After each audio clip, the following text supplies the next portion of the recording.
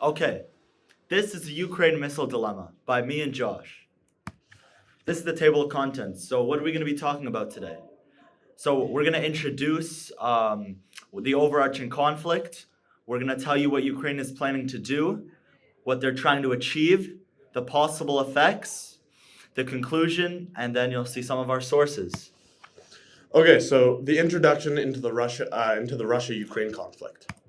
So, what is the Russia-Ukraine conflict?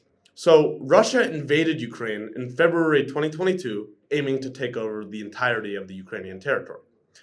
Ukraine has been fighting back with help from supporting Western countries, such as America. And this is an ongoing conflict causing major damage and affecting many people in both nations. And so here are some casualties of the Russia-Ukraine conflict. As of February 2024, there have been about 30,000 civilian casualties.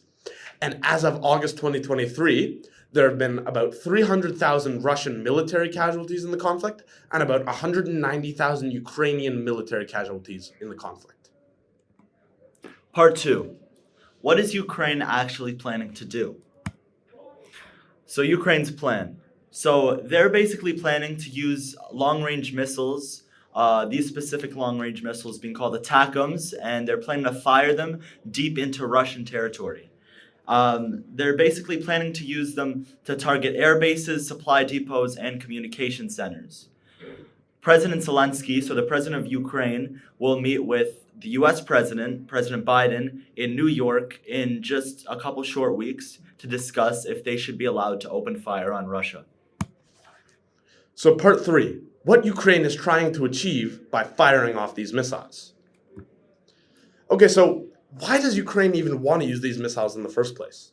So they're going to disrupt Russian military operations they're going to target key infrastructure, supply lines, and logistics posts. As well, they will be able to weaken Russia's war efforts by disrupting its ability to sustain its prolonged offensives by continuously firing these missiles. As well, they will use these Western missiles to show that Ukraine isn't afraid to get the West more involved in this conflict. Part 4. The possible effects of Ukraine using these missiles.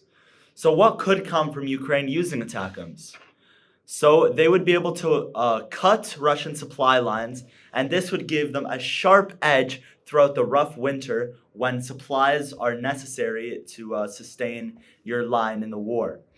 But Russia is advised against using ATACMS, as according to the Associated Press, Putin has stated that he would consider this an act of war from Ukraine's NATO allies, so including like US, UK, and many others.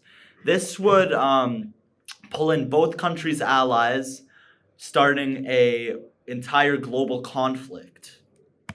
So what would happen if we went to a global conflict? So if Putin does stick to his word, we will pretty much be launched into a third world war. Of course, USA would lead one side and Russia would be leading the other. And this would be the first war to potentially use thermonuclear weapons like hydrogen bombs.